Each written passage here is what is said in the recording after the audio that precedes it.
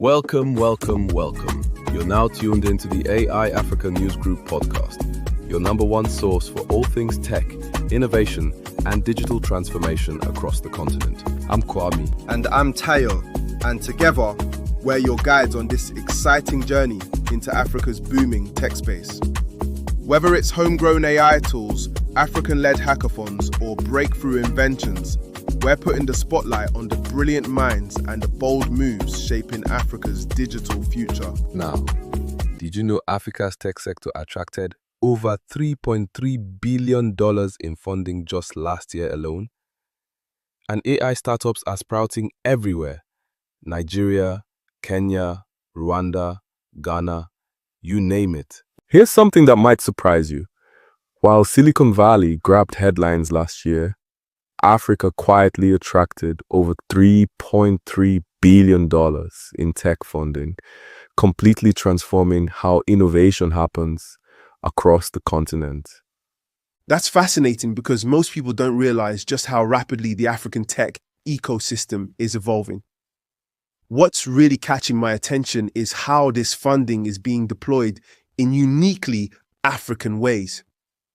Well, let me tell you about this groundbreaking event, the MCP Hackathon Africa 2025. Instead of copying Silicon Valley's playbook, they're creating solutions specifically designed for African challenges. We're talking about AI tools that actually make sense for local communities. Tell me more about these solutions.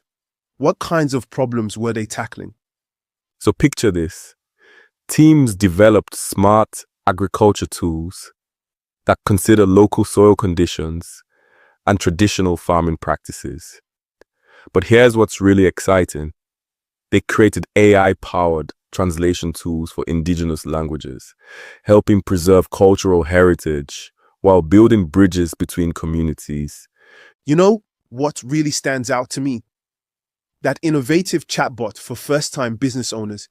It's basically democratizing access to crucial business information in multiple local languages.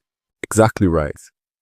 And what makes it so powerful is how it guides entrepreneurs through the entire process of formalizing their businesses. We're talking about everything from registration to tax compliance, all delivered in a way that makes sense for local context. That's exactly the kind of innovation that can transform local economies. When you make it easier for small businesses to operate legally, you create this ripple effect throughout the entire community. And here's something interesting. These solutions are being designed with scalability in mind. Teams weren't just thinking about their immediate communities. They were creating frameworks that could be adapted across different African countries, each with their own unique regulatory environments. Well, that brings up an interesting question. How do you see these innovations fitting into Africa's larger technological ecosystem? You know, what we're witnessing is the emergence of a distinctly African approach to innovation.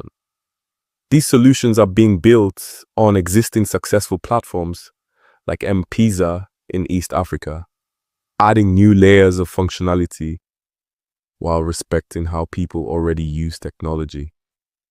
And they're doing it all with a mobile-first mindset, knowing that smartphones are the primary way most users will access these services. That's right. And this understanding of local infrastructure is crucial. Teams are designing solutions that work with intermittent internet connectivity and lower-end devices. But what's really transformative is how universities are getting involved, updating their curricula to emphasize practical applications of AI and machine learning. Oh, and let's not forget how these educational initiatives are helping bridge the gender gap in tech. Many of the teams at the hackathon had strong female representation. Speaking of impact, let me share something interesting about the climate resilient solutions being developed. Teams are creating AI tools that help communities adapt to changing weather patterns while protecting agricultural productivity.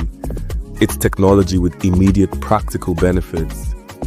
That makes me think about the potential for AI in preventive healthcare and remote diagnostics. Some fascinating work happening there too. Absolutely right.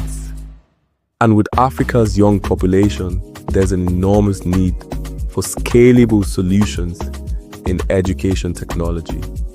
The innovations we're seeing in AI-powered learning platforms could become models for addressing similar challenges globally.